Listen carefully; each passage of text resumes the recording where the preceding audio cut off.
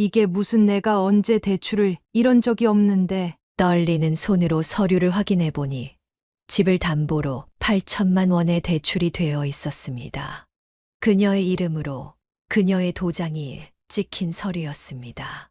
대출 실행일은 남편이 위독했던 바로 그 시기였습니다. 어머니, 이거 분명 영재 오빠 짓일 거예요. 아버님 위독하실 때 잠깐 들렀다가 간 바로 그때. 고객님, 이 대출은 3개월 전에 진행된 거네요. 고객님께서 직접 방문하셔서. 아니요. 제가 온 적이 없어요. 이건 사기라고요. 제 아들이. 말끝을 흐리며 그녀는 그 자리에 주저앉고 말았습니다. 경찰 조사 결과 영재가 어머니의 인감도장을 위조해 대출을 받은 것으로 밝혀졌습니다. 사연을 듣고 난 후 각자의 의견을 댓글로 남겨주시기 바랍니다. 사소한 댓글이라도 사연자분에게 큰 힘이 될 수 있습니다. 각색될 수 있고 사연자분의 입장에서 구성될 수 있습니다. 쓸쓸한 겨울날이었습니다. 그녀는 부엌 한 구석에서 제사상을 바라보며 한숨을 내쉬었습니다. 김순민 여사의 어린 시절은 늘 이런 날들의 연속이었습니다. 차가운 마루 바닥에 무릎을 꿇고 앉아 할머니의 눈치를 살피는 것이 그녀의 일상이었습니다. 큰 방에서는 오빠들과 사촌 형제들이 맛있게 식사를 하는 소리가 들려왔습니다. 밥그릇을 비우는 소리, 국물을 마시는 소리, 대화하며 웃는 소리가 부엌까지 들려올 때마다 그녀의 마음은 더욱 움츠러들었습니다. 제사가 끝나갈 무렵 그녀의 앞에는 항상 그렇듯 생선 머리와 꼬리만이 덩그러니 놓여 있었습니다. 10살 아이의 마음에도 이런 대우가 부당하다는 것을 알았지만 그녀는 말하지 못했습니다. 그저 주어진 음식을 먹으며 눈물을 삼켰습니다. 엄마, 나도 생선 먹고 싶어. 어머니는 그녀의 말에 안타까운 눈빛으로 바라보았지만 아무 말도 하지 못했습니다. 할머니의 눈치를 보며 그저 딸의 등을 쓰다듬어 줄 뿐이었습니다. 그녀는 어머니의 따뜻한 손길에서 위로를 받았지만 마음 한구석의 서러움은 쉽게 가시지 않았습니다. 명절이면 늘 반복되는 일이었습니다. 오빠들은 새 옷을 받았지만 그녀는 작년에 입었던 옷을 다시 꺼내 입어야 했습니다. 세배돈도 오빠들의 절반밖에 받지 못했고 심지어 세배를 하러 친척집에 가는 것조차 허락되지 않을 때가 많았습니다. 어느 날 그녀가 실수로 제사상의 그릇을 깨뜨렸을 때였습니다. 할머니의 손이 그녀의 뺨을 거세게 내리쳤습니다. 아버지와 어머니는 그 광경을 보고도 말리지 못했습니다. 여자애가 조심성도 없이 너 태어날 때부터 알았다. 재수 없는 년이라고. 그날 밤 그녀는 이불 속에서 흐느끼며 울었습니다. 자신이 왜 여자아이로 태어났는지, 왜 이렇게 차별받아야 하는지 이해할 수 없었습니다. 부모님의 방에서는 그녀를 걱정하는 작은 소리가 들려왔지만 아무도 그녀를 위로하러 오지 않았습니다. 시간이 흘러도 상황은 나아지지 않았습니다. 중학교에 들어갈 나이가 되었을 때 할머니는 여자아이가 공부할 필요가 없다며 반대했습니다. 다행히 아버지가 처음으로 할머니의 뜻을 거스르고 그녀를 학교에 보내주었지만 그 대가로 할머니의 눈총은 더욱 심해졌습니다. 쯧쯧. 여자애를 공부시켜서 뭐 하게. 시집이나 잘 가면 됐지.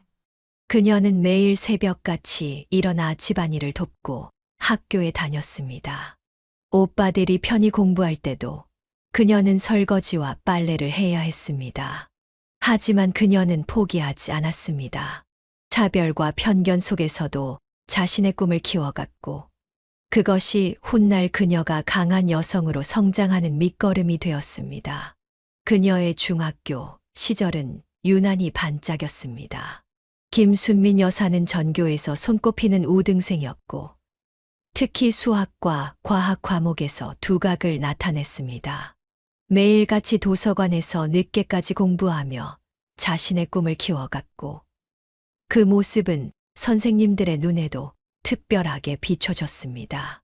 처음으로 다른 누군가가 그녀의 재능을 인정해 주었고 미래에 대한 희망을 품게 해 주었습니다.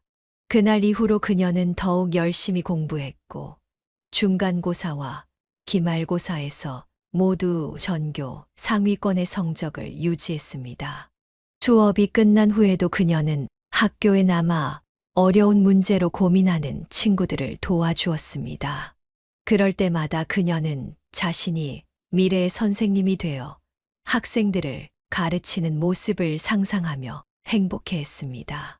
하지만 집에서는 달랐습니다. 성적표를 들고 기쁜 마음으로 귀가했던 날, 그녀를 맞이한 것은 차가운 반응이었습니다. 공부고 뭐고 이제 그만해. 오빠 대학 등록금이 더 급하다. 너는 이제 그만 학교 다녀라. 아버지의 말씀에 그녀의 꿈은 산산조각이 났습니다. 오빠의 대학 합격 소식이 들려온 그날, 집안은 축제 분위기였지만 그녀의 마음은 무너져 내렸습니다. 친척들은 모두 모여 오빠를 축하해 주었고 할머니는 기쁨의 눈물까지 흘리셨습니다. 아버님, 순민이도 공부를 더 시켜보면 어떨까요? 성적도 이렇게 좋은데. 어머니의 조심스러운 제안에 아버지는 단호하게 고개를 저었습니다. 마지가 대학교에 갔는데 등록금이 만만치 않을 거야. 순민이는 이제 취직해서 오빠 뒷바라지 해야지. 여자가 공부 많이 해서 뭐하게. 그렇게 그녀의 고등학교 진학은 물거품이 되었습니다. 매일 아침 학교 가는 친구들을 배웅하며 그녀는 작은 봉제 공장으로 출근했습니다. 하루 종일 재봉틀 앞에 앉아 있으면서도 그녀의 머릿속에는 수학 공식과 과학 법칙들이 맴돌았습니다. 급여 봉투를 받을 때마다 그녀의 눈시울은 붉어졌지만 월급은 고스란히 오빠의 등록금으로 보내졌습니다. 주말에도 쉬지 못하고 추가 근무를 하면서 그녀는 자신의 꿈이 점점 멀어져 가는 것을 느꼈습니다. 순민아, 네가 정말 효녀구나. 오빠 졸업하면 너도 공부시켜줄게. 조금만 참으면. 어머니의 위로의 말씀도 그저 허공을 맴돌 뿐이었습니다. 그녀는 알고 있었습니다. 오빠가 졸업하면 곧바로 결혼을 강요받을 것이라는 걸. 여자의 공부는 사치라고 생각하는 부모님의 가치관은 쉽게 바뀌지 않을 것이라는 걸. 밤늦게 퇴근길, 그녀는 종종 학교 앞에 서서 교실의 불빛을 바라보았습니다.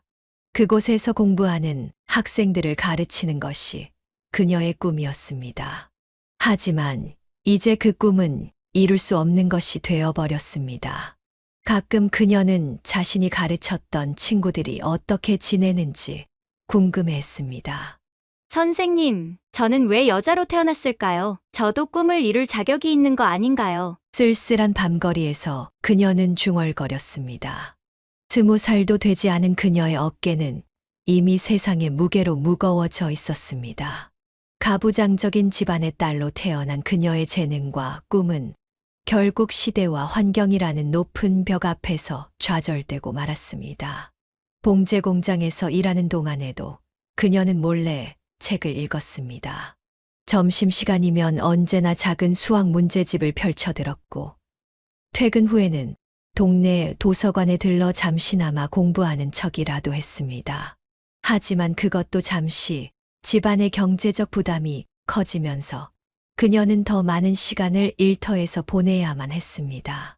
20살이 되던 해봄, 그녀의 인생에 변화가 찾아왔습니다. 김순민 여사는 공장 근처 시장에서 우연히 한 청년과 마주쳤습니다. 비가 갑자기 쏟아지던 날, 우산도 없이 발을 동동 구르고 있던 그녀에게 청년이 다가왔습니다. 우산 함께 쓰시죠. 저도 이쪽으로 가는데. 그렇게 시작된 만남은 그녀의 삶을 바꾸어 놓았습니다. 청년의 이름은 이진수였고 근처 회사에서 일하는 회계사였습니다. 순민 씨, 공부하고 싶었다면서요? 지금이라도 늦지 않았을 텐데. 진수의 말에 그녀는 처음으로 자신의 이야기를 털어놓았습니다. 가정 형편 때문에 포기해야 했던 학업, 교사가 되고 싶었던 꿈, 그리고 여자라는 이유로 겪어야 했던 차별들까지. 우리 집은 달라요. 우리 누나도 대학 다니고 있어요. 부모님께서 남녀 차별은 절대 하시면 안 된다고 하셨거든요. 그의 말에 그녀의 눈시울이 붉어졌습니다. 처음으로 누군가가 그녀의 꿈을 진지하게 들어주었고 그것을 당연하게 여겼습니다. 진수 씨, 나 정말 공부하고 싶어 하지만 이제는 왜 안 돼요? 야간 학교도 있잖아요. 내가 도와줄게요. 그의 진심 어린 응원에 그녀는 용기를 냈습니다. 퇴근 후에는 야간 학교에 다니기 시작했고 주말이면 진수와 함께 도서관에서 공부했습니다. 몇 달 후 진수는 그녀를 자신의 집으로 초대했습니다. 처음 시부모님을 뵙게 될 날, 그녀는 무척 긴장했습니다. 하지만 그녀를 맞이한 것은 예상과 전혀 다른 모습이었습니다. 아이고, 우리 며느리 될 사람이 이렇게 예쁘네. 진수가 맨날 자기 여자친구가 똑똑하다고 자랑하더니. 시어머님은 그녀를 반갑게 안아주셨고 시아버님은 따뜻한 미소로 맞아주셨습니다. 저녁 식사 자리에서 그녀는 놀라운 광경을 목격했습니다. 여보, 국 좀 더 드세요. 내가 더 떠다 드릴게요. 시아버님이 시어머님을 향해 건네는 자연스러운 배려, 딸과 아들을 똑같이 대하는 모습에 그녀는 깊은 감동을 받았습니다. 순민아, 우리 딸이 의대 다니느라 고생이 많아. 넌 어떤 공부하고 싶었니? 시어머님의 물음에 그녀는 처음에는 대답을 망설였습니다. 하지만 모두가 관심 있게 들어주는 모습에 용기를 내어 이야기했습니다. 저는 선생님이 되고 싶었어요. 아이고, 그거 참 좋은 꿈인데. 우리 며느리 될 사람이 선생님이 된다면 얼마나 좋을까. 지금이라도 늦지 않았어. 시부모님의 격려에 그녀는 눈물을 감출 수 없었습니다. 이런 가정이 있다는 것이 믿기지 않았습니다. 귀가길에 진수가 말했습니다. 우리 결혼하면 당신이 하고 싶은 공부 다 하게 해줄게. 내가 도와줄 테니까. 그 말에 그녀는 더는 참지 못하고 흐느꼈습니다. 평생 꿈꿔왔던 가정의 모습이 눈앞에 있었습니다. 차별 없이 서로를 존중하고 배려하는 모습, 그리고 그녀의 꿈을 지지해주는 사람들. 진수야, 고마워. 정말 고마워. 그날 이후로 그녀는 매일 기도했습니다. 이 행복이 꿈이 아니기를, 이 따뜻한 사람들과 정말로 한 가족이 될 수 있기를.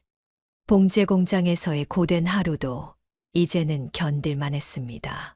그녀의 삶에 드디어 희망이라는 빛이 비치기 시작했기 때문입니다. 시부모님은 그녀가 방문할 때마다 항상 반겨주셨고, 주말이면 함께 시장을 보거나 산책을 하면서 많은 이야기를 나누었습니다. 특히 시어머님은 그녀의 지난날의 아픔을 들으시고는 눈물을 보이시며 안아주셨습니다. 결혼식을 앞둔 어느 날, 그녀의 집은 폭풍우 치는 것 같은 분위기였습니다. 그녀의 결혼 소식을 들은 친정어머니는 기뻐하셨지만 아버지와 할머니는 격분했습니다. 감히 내가 우리도 모르게 맘대로 결혼을 정해? 이 오빠 등록금은 어쩌고? 아버지의 고함 소리가 방 안에 울렸습니다. 그녀는 떨리는 목소리로 대답했습니다. 아버지, 제가 일하면서 학교도 다닐 수 있대요. 시부모님께서. 시부모님, 맘대로 남의 집 부모님을 만나고 다니더니 이제는 우리 말도 안 듣겠다는 거지? 할머니는 그녀의 뺨을 거세게 때렸습니다. 하지만 이번에는 달랐습니다. 그녀는 고개를 들고 당당히 말했습니다. 할머니, 전 더 이상 맞고만 살지 않을 거예요. 제 인생은 제가 선택할 거예요. 이주길년이 할머니가 다시 손을 들어 올렸을 때 어머니가 그녀를 감싸 안았습니다. 어머님, 제발 순민이는 제 딸입니다. 더 이상은. 그날 밤 그녀는 작은 가방 하나를 들고 집을 나왔습니다. 뒤에서는 아버지의 저주 같은 외침이 들려왔습니다. 이 집에서 나가면 다시는 들어올 생각하지 마. 너는 이제 우리 딸이 아니야. 비가 오는 길을 걸으며 그녀는 울었습니다. 하지만 이번에 눈물은 달랐습니다. 그것은 해방의 눈물이었습니다. 시부모님은 그녀를 따뜻하게 맞아주셨습니다. 우리 며느리가 얼마나 힘들었니? 이제부터는 우리가 내 부모란다. 시어머니의 품에 안겨 그녀는 마음껏 울었습니다. 평생 느끼지 못했던 부모의 사랑을 처음으로 느꼈습니다. 결혼식 날, 친정에서는 아무도 오지 않았습니다. 하객석의 반은 비어 있었지만 시댁 식구들은 더욱 끈끈하게 그녀를 감싸주었습니다. 이제 우리 식구가 된 걸 환영해. 순민아, 시아버님의 덕담에 하객들은 축하의 박수를 보냈고 그녀의 눈에서는 행복한 눈물이 흘렀습니다. 여보, 이제부터 우리 새로 시작해요. 진수의 말에 그녀는 고개를 끄덕였습니다. 이제 그녀에게는 새로운 가족이 생겼습니다. 신혼집은 작았지만 따뜻했습니다.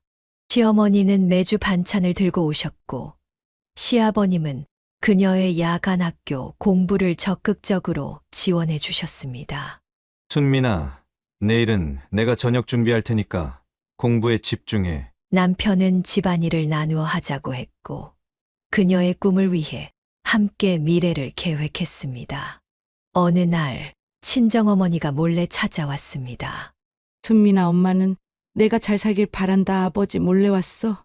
하지만 그녀는 단호했습니다. 어머니, 저는 이제 새 삶을 살아요. 더 이상 과거로 돌아가고 싶지 않아요. 제발 저를 잊어주세요. 친정어머니는 눈물을 흘리며 돌아갔습니다. 그날 이후 그녀는 완전히 새로운 삶을 살기로 결심했습니다. 과거의 아픔은 뒤로 하고 이제는 자신의 꿈을 향해 당당히 나아가기로 했습니다. 여보, 난 정말 행복해요. 이렇게 행복해도 되는 걸까요? 당연하죠. 당신은 더 행복해질 자격이 있어요. 그들의 작은 식탁에서 나누는 대화는 늘 따뜻했고 서로를 향한 존중으로 가득했습니다. 시부모님은 주말마다 찾아와 그녀를 딸처럼 아껴주셨고 그녀는 처음으로 진정한 가족의 의미를 깨달았습니다. 이제 그녀의 삶은 새로운 희망으로 가득했습니다. 야간 학교에서 공부하는 시간도 남편과 함께 꾸미는 작은 집도 시부모님과 나누는 따뜻한 시간도 모두가 소중했습니다. 과거의 상처는 아물어가고 있었고 그녀의 마음 속에는 이제 새로운 꿈이 자라나고 있었습니다. 결혼 3년 차 그녀의 가정에 새로운 생명이 찾아왔습니다. 김순민 여사는 아들을 품에 안은 순간 뜨거운 눈물을 흘렸습니다. 어린 시절 자신이 받았던 모든 차별과 서러움이 떠올랐기 때문입니다.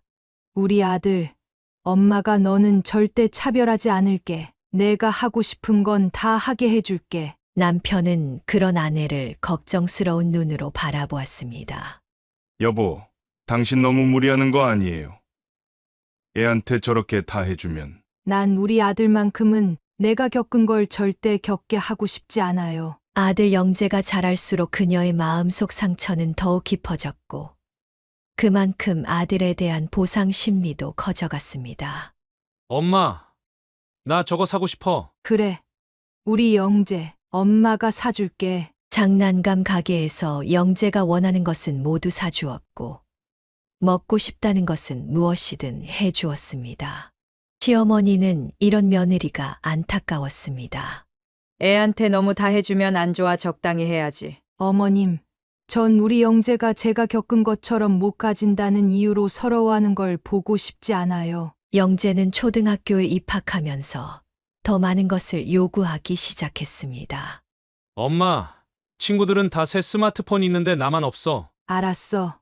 엄마가 사줄게. 남편은 점점 깊어가는 아내의 과잉 보호를 우려했습니다.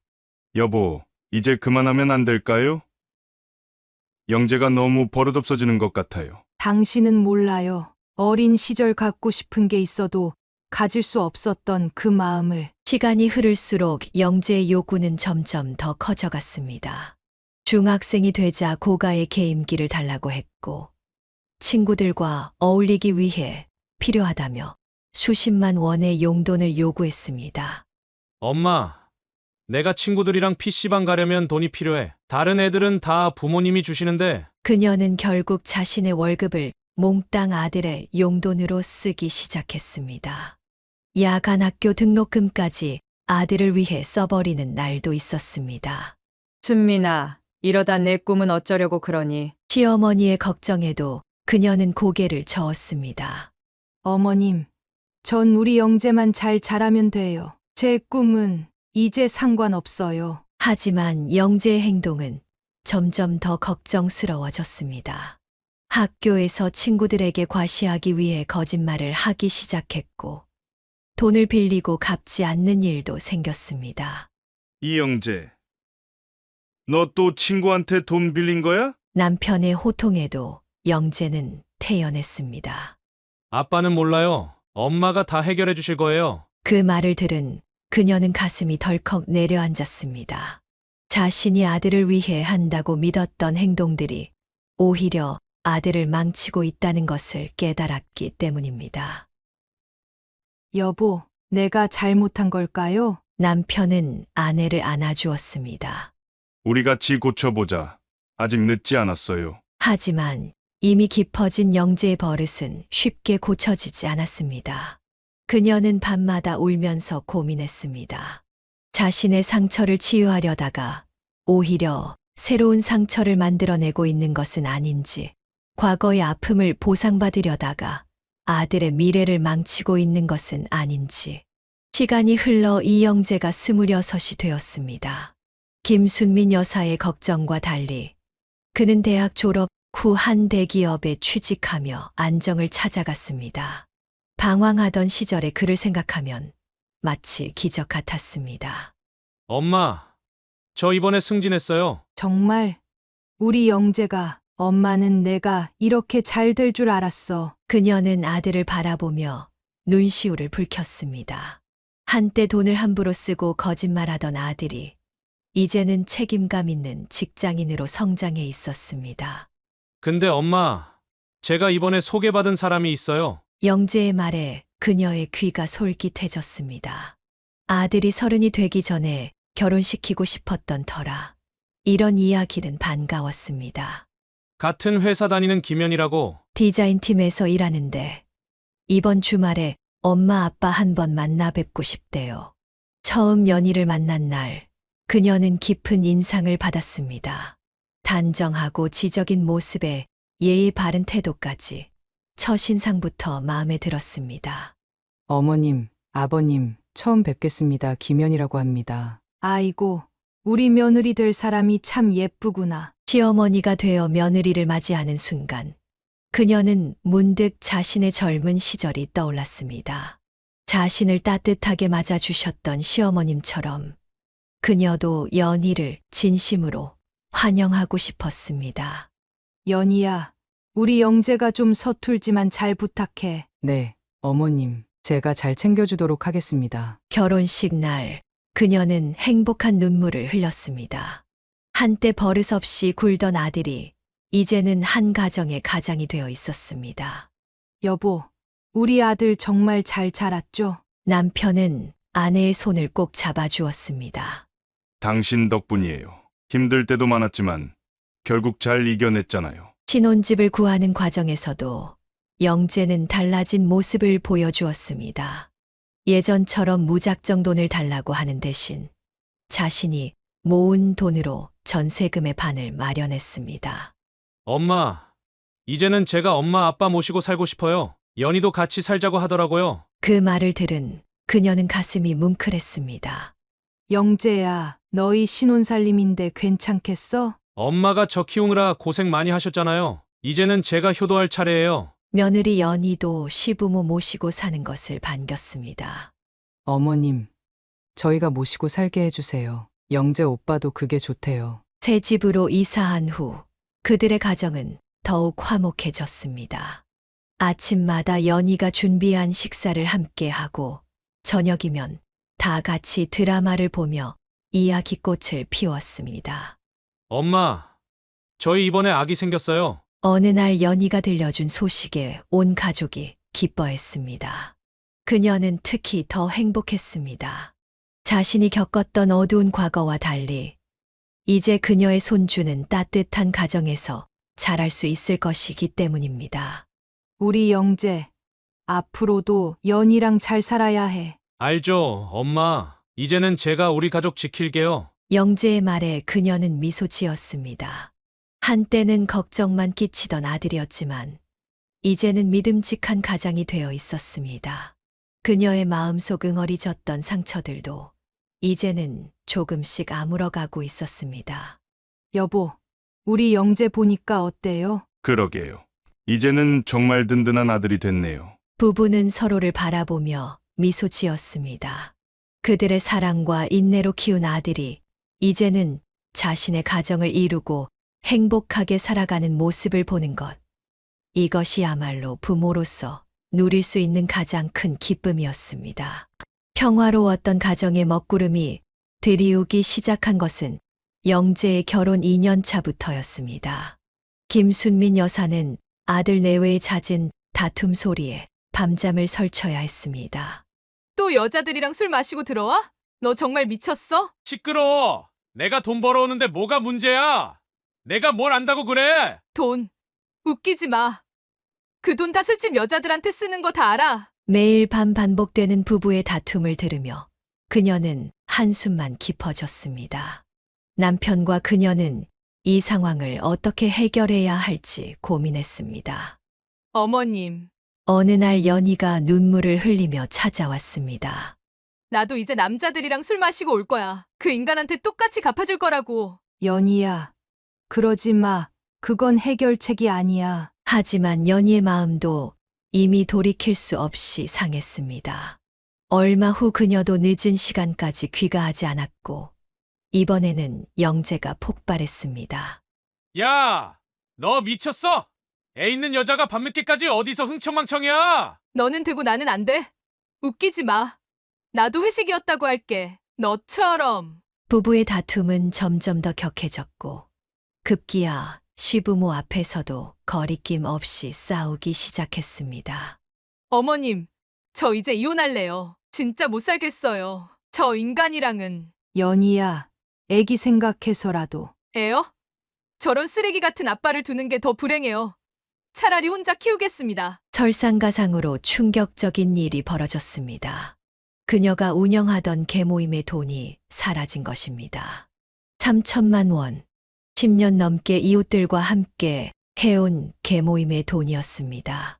영재야, 이게 무슨 짓이니? 엄마, 미안해. 나 진짜 급해서 그랬어. 이번만 봐줘. 곧 갚을게. 그녀는 그제서야 아들의 잦은 외박과 늦은 귀가가 단순한 바람기가 아니었다는 것을 알게 되었습니다. 도박과 주식 투자에 빠져 큰 손실을 본 것이었습니다. 당신이 아들을 너무 응석바디로 키웠어. 남편의 한마디가 그녀의 가슴을 찔렀습니다. 맞았습니다. 어린 시절 자신이 받은 차별에 대한 보상 심리로 아들의 잘못조차 눈감아 주었던 것이 이런 결과를 낳은 것이었습니다. 어머님, 죄송해요. 저 이제 진짜 못 참겠어요. 저 사람이랑은 한시도 더 못 살아요. 결국 영재는 계모임 돈을 가지고 사라졌습니다. 그녀는 이웃들 앞에서 고개를 들 수 없었습니다. 밤마다 그녀는 울었습니다. 자신의 과거 상처를 보상받으려다가 오히려 더 큰 상처를 만들어낸 것 같았습니다. 그런데 어느 날 더 슬픈 소식이 찾아왔습니다. 갑작스러운 복통으로 시작된 그날은 평범한 아침이었습니다. 김순민 여사는 남편이 식은땀을 흘리며 배를 움켜쥐는 모습을 보고 가슴이 덜컥 내려앉았습니다. 여보, 괜찮아요? 얼굴이 너무 하얘요. 아, 배가 너무 아파. 체한 것 같아. 하지만 상황은 점점 나빠졌고 결국 구급차를 불러 응급실로 향했습니다. 검사 결과는 충수염이었습니다. 긴급 수술이 필요합니다. 지금 바로 수술실로 들어가셔야 해요. 의사의 말에 그녀는 남편의 손을 꼭 잡았습니다. 여보, 걱정하지 마요. 금방 나을 거예요. 그래, 당신도 너무 걱정하지 마. 하지만 수술실 밖에서 기다리는 시간이 길어질수록 그녀의 불안감은 커져갔습니다. 마침내 수술실 문이 열렸지만 의사의 표정은 어두웠습니다. 수술 중 장천공이 발견되었습니다. 상황이 생각보다 좋지 않네요. 네. 그게 무슨 충수염 수술인데 어떻게? 복막염으로 진행될 수 있어 면밀한 관찰이 필요합니다. 예상은 적중했습니다. 남편의 상태는 시간이 갈수록 악화되었고 복막염 증세는 점점 심각해졌습니다. 왜 이렇게 된 거죠? 처음에는 간단한 수술이라고 하지 않았나요? 저희도 최선을 다하고 있습니다만 의료진과의 갈등은 날이 갈수록 깊어졌습니다. 그녀는 밤새 남편의 손을 잡고 있었습니다. 여보, 제발 힘내요. 나 혼자 두고 가지 마요. 어느 날 새벽 남편의 상태가 급격히 나빠졌습니다. 심장 모니터에 경고음이 울리고 의료진이 달려왔지만 죄송합니다. 더 이상 손 쓸 방법이 그렇게 그녀의 남편은 세상을 떠났습니다. 그녀는 한동안 아무 말도 하지 못했습니다. 장례식장에는 많은 조문객이 찾아왔습니다. 그 중에는 오랜만에 모습을 보인 영재도 있었습니다. 아빠, 내가 이런 모습으로 마지막을 보게 될 줄은. 하지만 그의 눈물은 진심이 아니었습니다. 장례를 치르고 난 다음 날 부의금이 든 가방이 사라졌다는 것을 알게 되었습니다. 어머니, 영재 오빠가 어젯밤에 몰래 나가는 걸 봤어요. 연희의 말에 그녀는 쓰러질 것 같았습니다. 남편의 장례식 부의금마저. 아들은 어떻게 이럴 수 있는 걸까요? 당신, 우리 아들이 이렇게 될 줄 알았나요? 빈 영정사진 앞에서 그녀는 말없이 눈물만 흘렸습니다. 이제 그녀에게는 의지할 곳이 없었습니다. 평생을 함께하자던 남편은 떠나버렸고 아들은 그녀의 가슴에 깊은 상처만 남겼습니다. 장례를 치르고 집으로 돌아온 날 그녀는 남편의 옷장을 열었습니다. 깔끔하게 정리된 양복들, 구두들. 모든 것이 그대로였지만 그는 이제 없었습니다. 여보, 나 어떻게 살아요? 이제 나 혼자는 어떻게? 그날 밤 그녀는 남편의 팔베개에 기대어 잠들곤 했던 침대에 홀로 누웠습니다. 옆자리의 허전함이 가슴을 파고들었습니다. 이제 그녀는 진정한 의미의 혼자가 되었습니다. 엄마, 제가 옆에서 모실게요. 연희의 따뜻한 위로도 그녀의 마음속 구멍을 채우기에는 역부족이었습니다. 남편의 빈자리, 그리고 아들의 배신. 이 두 가지 상처는 그녀의 남은 인생을 무겁게 짓누르고 있었습니다. 남편의 장례를 치른 지 한 달이 지났을 무렵, 김순민 여사는 낯선 등기 우편을 받았습니다. 은행에서 온 대출 연체 통지서였습니다. 그녀의 손은 편지를 들고 있는 순간부터 떨리기 시작했습니다. 이게 무슨, 내가 언제 대출을 이런 적이 없는데. 떨리는 손으로 서류를 확인해 보니 집을 담보로 8천만 원의 대출이 되어 있었습니다. 그녀의 이름으로 그녀의 도장이 찍힌 서류였습니다. 대출 실행일은 남편이 위독했던 바로 그 시기였습니다. 어머니, 이거 분명 영재 오빠 짓일 거예요. 아버님 위독하실 때 잠깐 들렀다가 간 바로 그때. 연희의 말처럼 이것은 영재의 소행이었습니다. 은행에 방문해 보니 그동안 숨겨진 충격적인 사실들이 드러났습니다. 대출뿐만 아니라 그동안 몇 차례 더 그녀의 명의로 대출을 시도한 흔적도 있었습니다.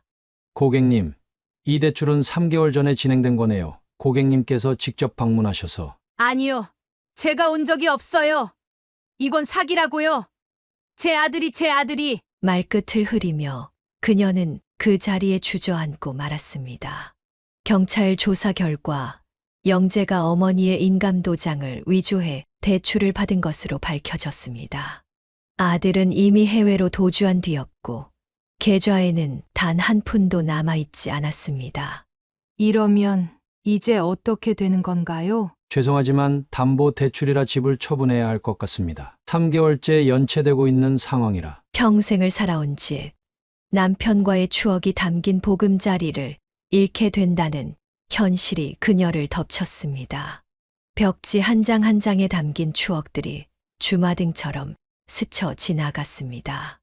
어머님, 우리 집에서 같이 살아요. 제가 모시고 살게요. 아니야, 연희야. 너희 새 삶의 짐이 되고 싶지 않아. 너는 이제 새 삶을 살아야지. 결국 그녀는 작은 쪽방으로 거처를 옮겼습니다.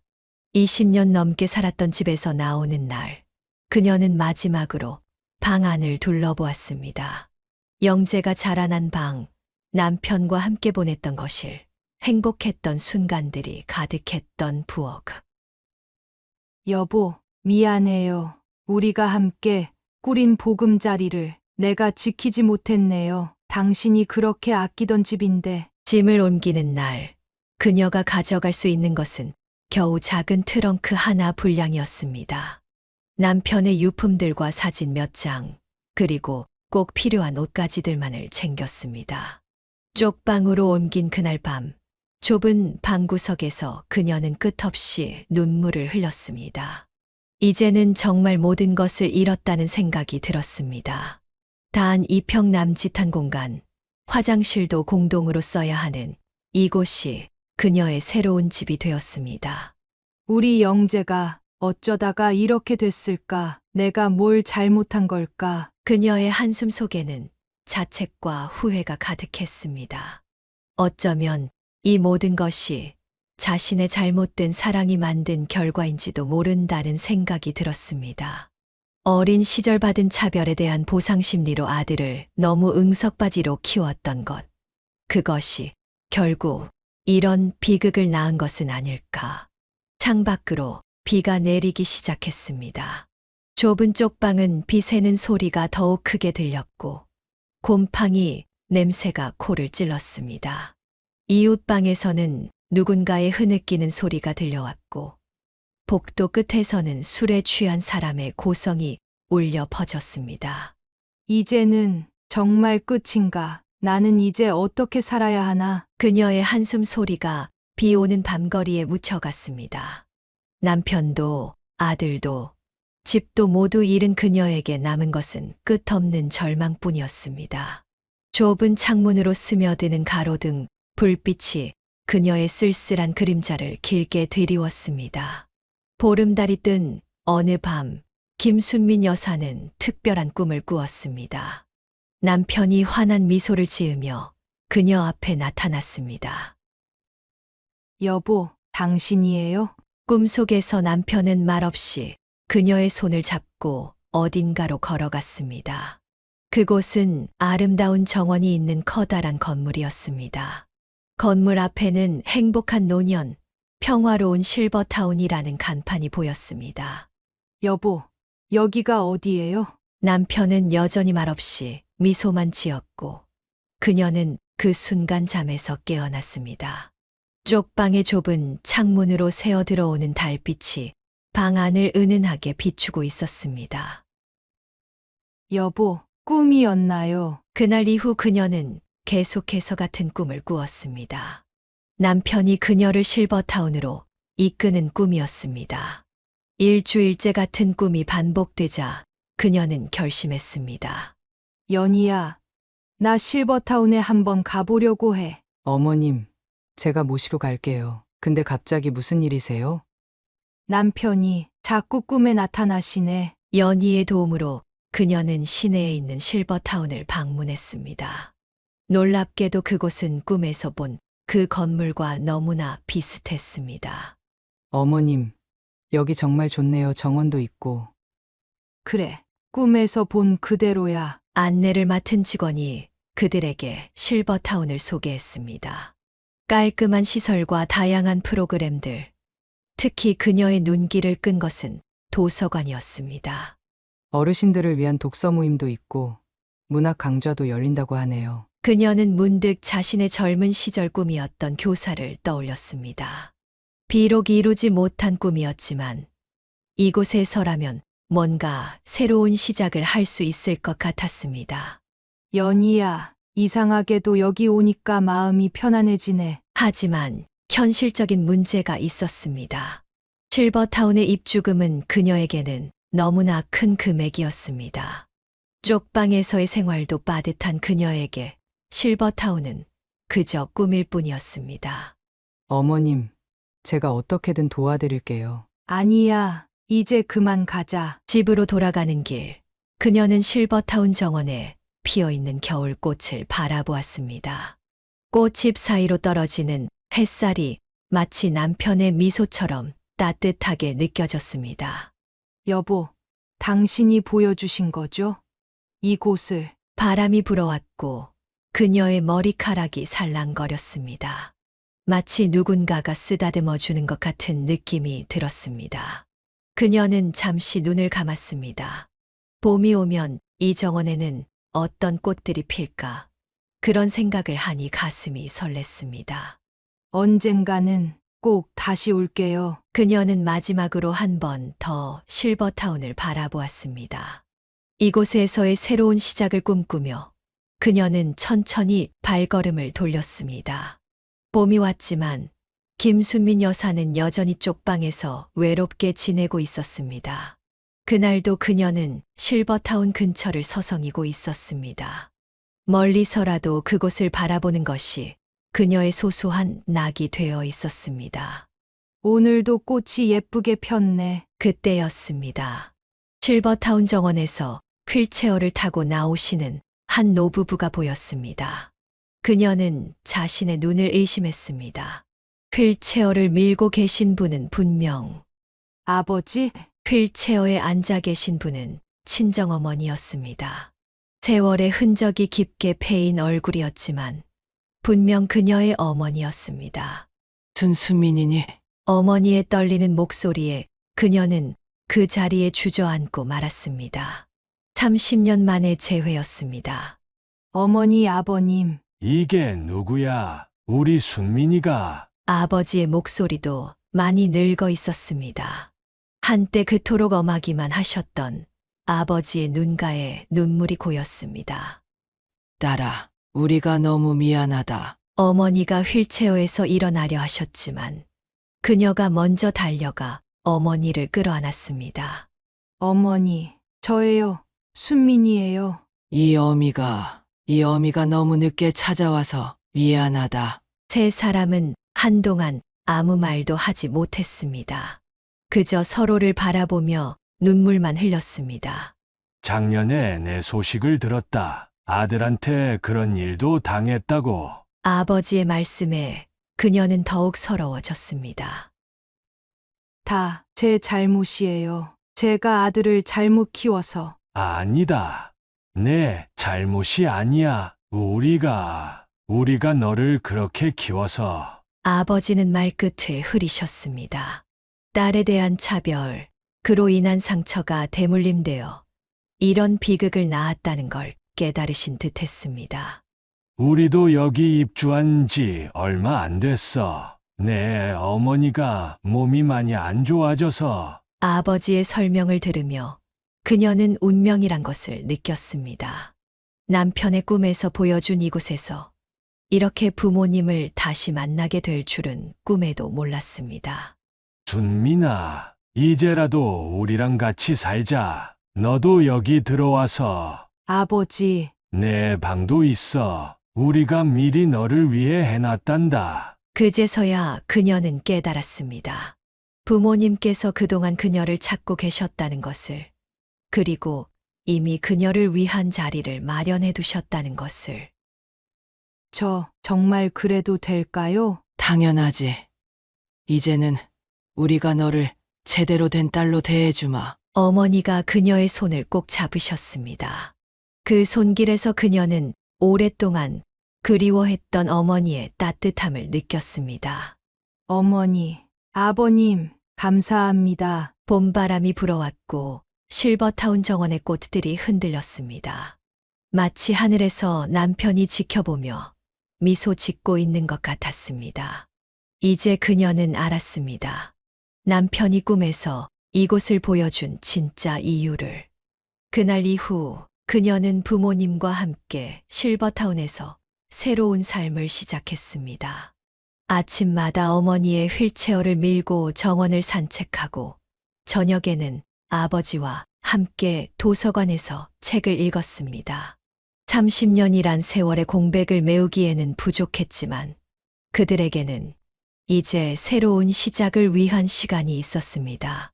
실버타운에서의 생활이 석 달째 접어들던 어느 날, 김순민 여사는 부모님으로부터 충격적인 이야기를 듣게 되었습니다. 순민아, 사실 우리가 너한테 해야 할 말이 있구나. 아버지의 목소리는 평소보다 더 진중했습니다. 그녀의 방으로 찾아온 부모님의 표정이 심상치 않았습니다. 내가 집을 떠난 후 아버지가 많이 후회했단다. 그래서 부동산 투자를 시작했지. 네. 강남 개발이 시작될 때였어. 작은 상가 건물 하나를 시작으로 조금씩 늘려나갔단다. 어머니가 말을 이어받았습니다. 내 오빠는 대학을 졸업하고 미국으로 유학 갔잖니. 지금은 회사 운영하면서 잘 살고 있어. 그런데 왜 저한테? 오빠는 이미 충분히 성공했다. 하지만 너한텐 우리가 너무 미안하구나. 아버지는 서류 봉투 하나를 꺼내셨습니다. 이게 뭐예요? 경기도 권에 있는 건물이다. 시가로 20억은 될 거야. 이제부터 이건 내가 관리해라. 그녀는 귀를 의심했습니다. 아버님, 이게 무슨... 너한테 진 빚을 조금이나마 갚고 싶구나. 내가 받은 차별. 그 세월. 이걸로는 부족하지만. 어머니의 눈에서 눈물이 흘러내렸습니다. 엄마, 아빠가 너무 늦게 깨달아서 미안하다. 그녀는 한동안 아무 말도 할 수 없었습니다. 이것이 꿈인지 현실인지 분간할 수 없었습니다. 전 이런 걸 바란 게 아니에요. 그저 부모님의 사랑만 있었어도. 우린 알아. 하지만 이제라도 내 인생을 다시 시작했으면 해. 아버지는 덧붙여 말씀하셨습니다. 내 오빠도 널 많이 찾았단다. 여전히 너를 그리워하고 있어. 그녀는 복잡한 감정에 휩싸였습니다. 한때는 그토록 부러워했던 오빠의 성공, 그리고 지금 눈앞에 놓인 거액의 증여.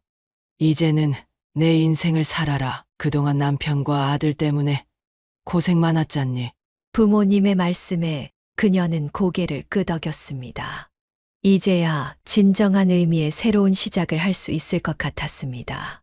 아버님, 어머님 감사합니다. 창밖으로 보이는 봄꽃들이 그 어느 때보다 아름답게 보였습니다.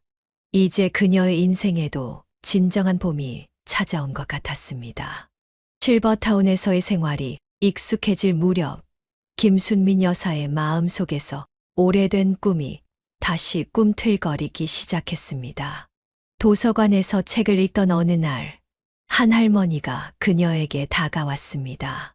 순민 씨, 이 책 어떤 내용인지 좀 설명해 줄 수 있나? 그녀는 기꺼이 책의 내용을 설명해 주었고, 그날 이후 도서관을 찾는 노인들이 하나둘씩 그녀를 찾기 시작했습니다.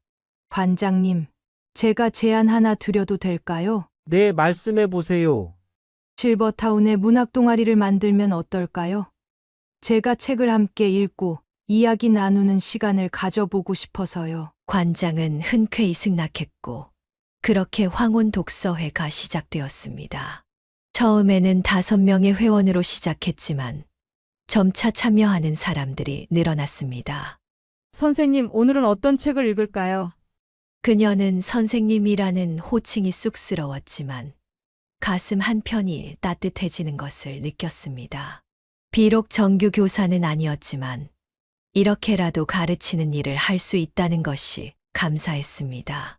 어머님, 요즘 정말 행복해 보이세요. 연희의 말에 그녀는 미소 지었습니다. 그래, 이제야 내 꿈을 조금이나마 이룬 것 같아. 독서회는 단순히 책을 읽는 것에 그치지 않았습니다. 회원들은 자신들의 인생 이야기를 나누기 시작했고, 그들의 이야기는 하나의 작품이 되어갔습니다. 우리 이야기를 모아서 책으로 만들어 보면 어떨까요? 그녀의 제안에 회원들은 열광적으로 반응했습니다. 매주 한 번씩 모여 서로의 이야기를 글로 써내려갔고, 그 과정에서 많은 웃음과 눈물이 공유되었습니다. 선생님, 저는 평생 글을 쓸 줄 모르는 줄 알았는데. 보세요. 할머님의 인생이 이렇게 아름다운 글이 되었잖아요. 1년 후 그들의 이야기를 모은 황혼의 이야기꽃이 작은 문집으로 발간되었습니다. 비록 소규모로 제작된 책이었지만 그들에게는 더없이 소중한 보물이 되었습니다. 어머니, 저도 선생님처럼 늦게라도 꿈을 이룰 수 있을까요?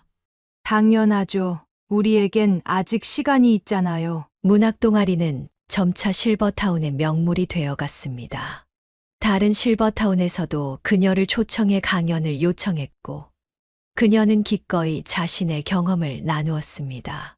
제가 젊었을 때 모지른 꿈이었어요. 하지만 이렇게 늦게라도 다른 형태로 이루어지네요. 그녀의 이야기는 많은 노인들에게 희망이 되었습니다. 나이가 들어서도 새로운 도전을 할 수 있다는 것, 꿈은 여러 가지 모습으로 이루어질 수 있다는 것을 보여주었기 때문입니다.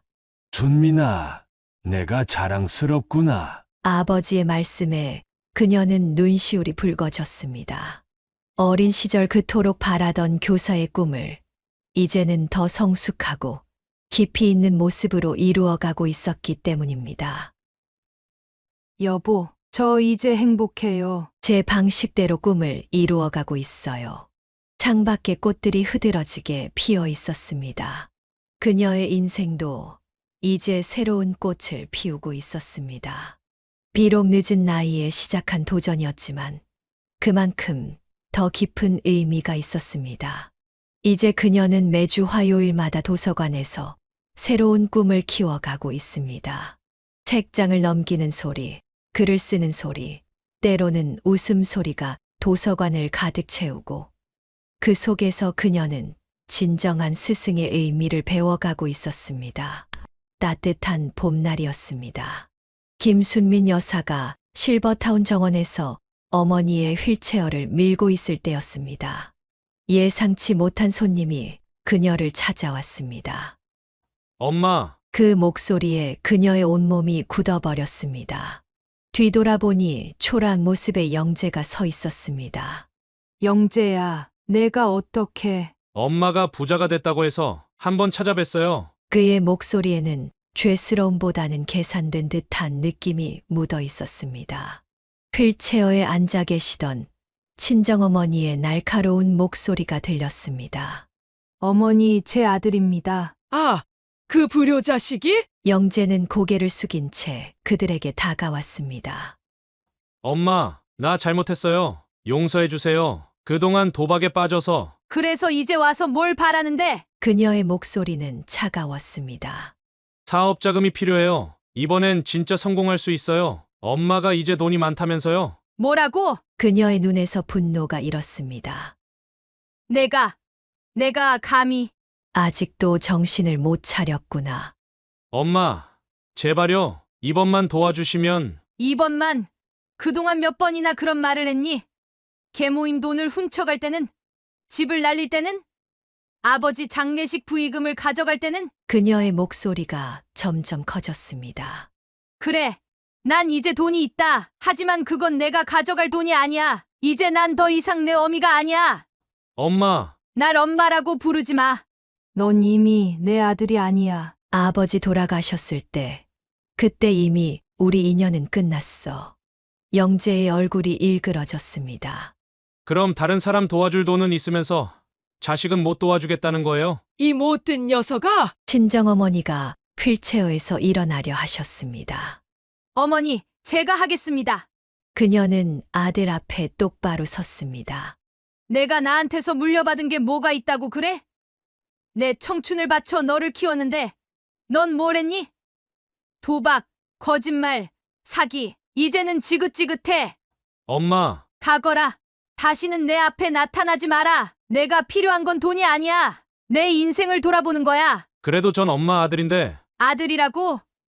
그래, 넌 내 아들이었지. 하지만 이제는 아니야. 난 더 이상 너 같은 아들은 없다. 실버타운 정원에 침묵이 흘렸습니다. 봄바람이 불어왔지만 그녀의 마음은 차가웠습니다. 경비실에 전화해서 이 사람 내보내주세요. 그녀의 단호한 목소리에 영재는 고개를 떨구었습니다. 알았어요. 전 가겠습니다. 하지만 엄마, 언젠가는... 가. 그리고 다시는 오지 마. 영재가 떠난 후 그녀는 어머니의 휠체어 앞에 무릎을 꿇었습니다. 어머니, 제가 잘못 키웠나 봐요. 아니다. 수민아, 내 잘못이 아니야. 이제 너는 그 아이를 보내줘야 해. 그게 너를 위한 거고, 그 아이를 위한 거야. 그녀는 고개를 끄덕였습니다. 마음이 아팠지만 이제는 진정한 결별을 해야 할 때였습니다. 그것이 그녀가 새로운 삶을 시작하는 방법이었습니다. 아침 신문에 실린 기사를 보며 김순민 여사는 깊은 한숨을 내쉬었습니다. 결국 영재는 경찰에 붙잡혔고 그동안의 모든 범죄가 드러났습니다. 어머님, 이제 어떡하실 거예요? 연희가 걱정스러운 눈빛으로 물었습니다. 검찰에서 고소를 취하해달라고 연락이 왔어. 피해자가 침몰아서. 하지만 이번만큼은 그녀가 단호했습니다. 그동안의 모든 일을 법의 심판대에 올리기로 한 것입니다. 이제는 끝내야 해. 내 아들이라고 눈 감아주는 것이 오히려 그 애를 망치는 거였어. 검찰 조사 과정에서 더 충격적인 사실들이 드러났습니다. 영재는 그동안 수많은 사람들에게 사기를 쳤고 심지어 어린 시절 친구들의 신분증까지 도용해 대출을 받았다는 사실이 밝혀졌습니다. 피고인은 자신의 어머니의 인감도장을 위조하여 대출을 받았으며 재판장에서 검사의 구형이 이어졌습니다. 더구나 아버지의 장례식장에서 부의금을 훔치는 등 그 죄질이 매우 불량하여 중형이 불가피합니다. 영재는 고개를 숙인 채 아무 말도 하지 못했습니다. 그의 어깨는 한없이 축 처져 있었습니다. 피고인에게 징역 5년을 구형합니다. 판사는 최종적으로 징역 3년의 실형을 선고했습니다. 하지만 사건은 여기서 끝나지 않았습니다. 구청과 금융기관의 책임도 드러났기 때문입니다. 어떻게 이런 명백한 위조 서류를 확인도 않고 처리할 수 있습니까? 그녀의 변호사가 따지자 금융기관 측은 고개를 숙였습니다. 죄송합니다. 저희의 관리 소홀이었습니다. 결국 구청과 금융기관은 그동안의 피해액을 전액 배상하기로 했습니다. 하지만 그녀의 마음속 상처는 쉽게 아물지 않았습니다. 영재 씨가 파산 신청을 했대요. 연희가 전해준 소식이었습니다. 결국 그동안 저지른 모든 범죄가 밝혀지면서 영재는 파산자가 되었습니다. 아들을 죄인으로 만든 어미라고 사람들이 뭐라고 하겠니? 어머님, 그건 영재 오빠가 자초한 일이에요. 어머님 탓이 아니에요. 교도소로 향하는 영재의 뒷모습을 보며 그녀는 마지막 편지 한 통을 보냈습니다. 영재야, 이제는 내 잘못을 진심으로 뉘우치고 새 사람이 되어라. 그게 마지막 내 부탁이다. 하늘은 여전히 맑았고 실버타운의 정원에는 꽃이 피어 있었습니다. 그녀는 이제 진정한 의미의 새로운 시작을 할 수 있게 되었습니다. 비록 가슴 아픈 결말이었지만 이것이 그녀와 아들 모두를 위한 올바른 선택이었음을 알았습니다. 이제 정말 끝났네요. 봄바람이 불어오고 그녀의 긴 한숨이 바람에 실려갔습니다. 마지막 재판이 끝난 그날 하늘에는 무지개가 떴습니다. 마치 그동안의 모든 아픔이 씻겨 내려가는 것만 같았습니다. 3년의 시간이 흘러 영재가 출소하던 날 김순민 여사는 망설였습니다.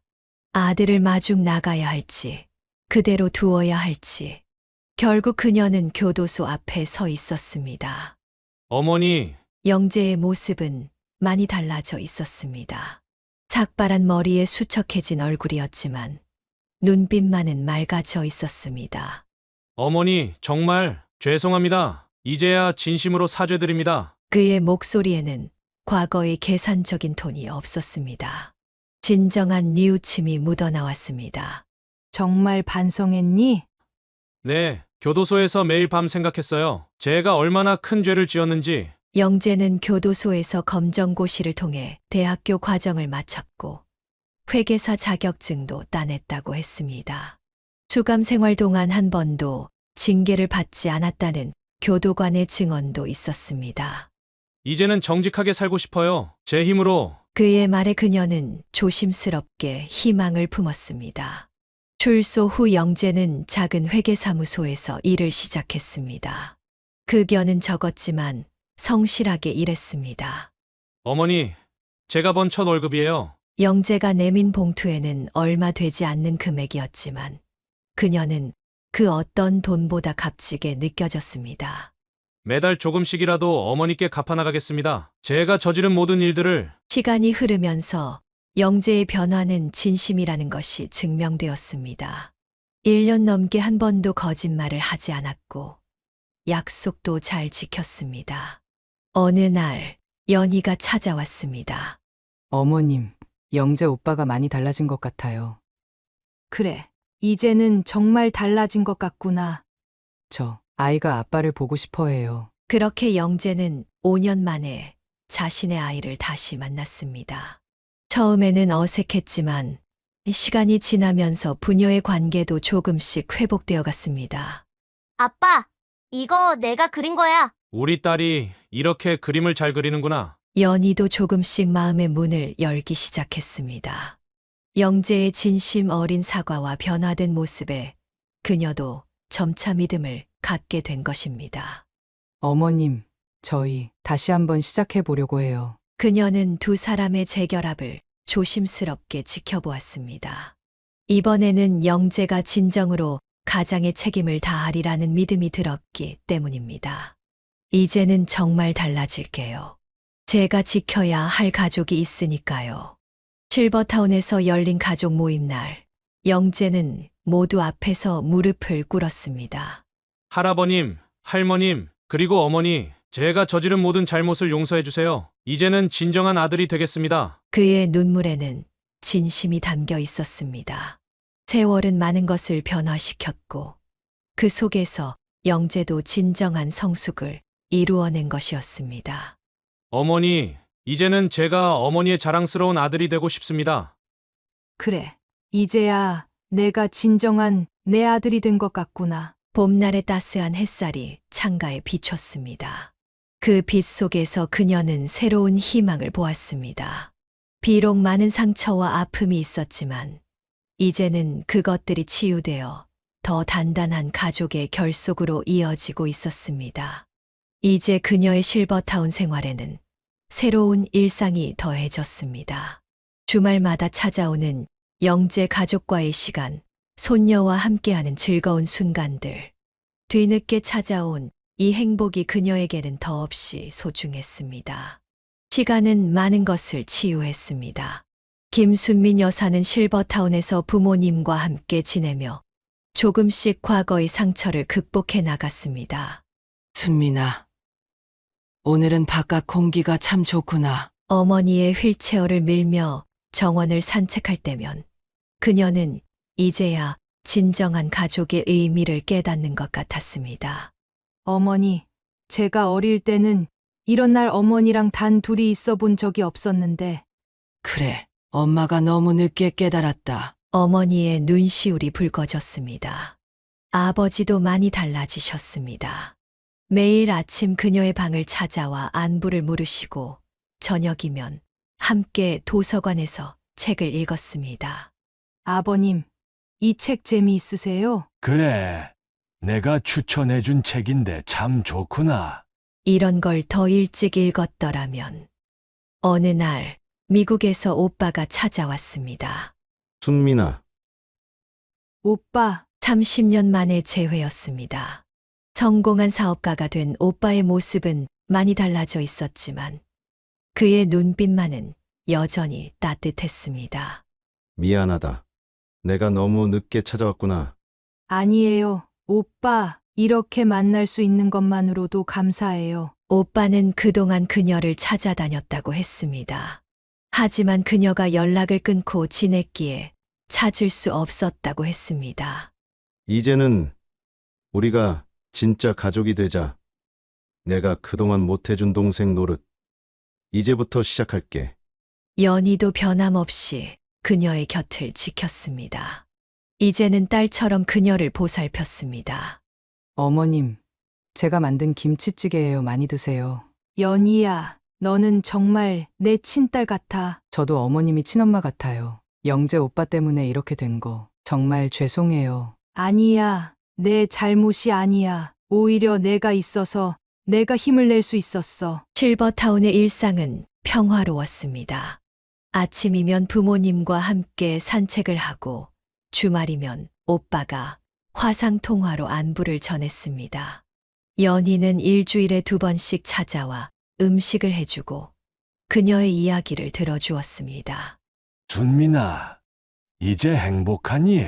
어느 날 아버지가 물으셨습니다.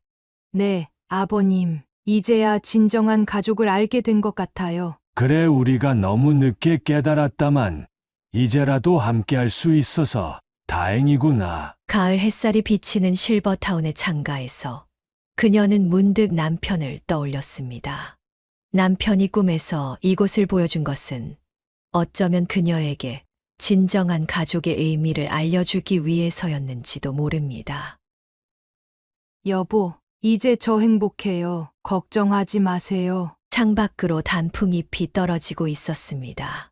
그 모습이 마치 남편이 보내는 미소 같았습니다. 이제 그녀는 알았습니다. 가족은 피보다 진한 것, 바로 서로에 대한 이해와 사랑이라는 것을. 김순민 여사는 창가에 앉아 하늘을 바라보았습니다. 60년의 삶이 주마등처럼 스쳐 지나갔습니다. 어린 시절의 차별과 서름, 좌절된 꿈, 결혼과 함께 찾아온 행복, 그리고 아들의 배신까지. 그 모든 순간이 그녀를 이곳으로 이끌었다는 것을 이제는 알 수 있었습니다. 여보, 이제야 알겠어요. 당신이 꿈에서 보여주신 이유를. 실버타운의 창밖으로 보이는 풍경은 평화로웠습니다. 부모님과 함께하는 일상, 미국에서 자주 연락하는 오빠, 그리고 친딸처럼 찾아오는 연희까지. 이제 그녀에게는 진정한 가족이 생겼습니다. 비록 늦게 찾아온 행복이지만 그녀는 감사했습니다. 창가에 앉아 일기를 쓰며 그녀는 마지막 문장을 적었습니다. 인생은 끝없는 새로운 시작의 연속이구나. 이제야 진정한 행복이 무엇인지 알 것 같다. 나의 모든 상처는 치유되었고, 이제 나는 새로운 봄을 맞이한다. 그녀의 입가에 잔잔한 미소가 번졌습니다. 창밖으로 보이는 꽃들이 봄바람에 하늘거렸고, 그녀의 인생에도 마침내 따스한 봄이 찾아왔습니다. 사연을 듣고 댓글을 남겨주시기 바랍니다. 사소한 의견일지라도 사연자분에게는 큰 힘이 됩니다. 노골적인 악성 댓글은 사연자분에게 상처가 될 수 있으니 삼가주시기 바랍니다.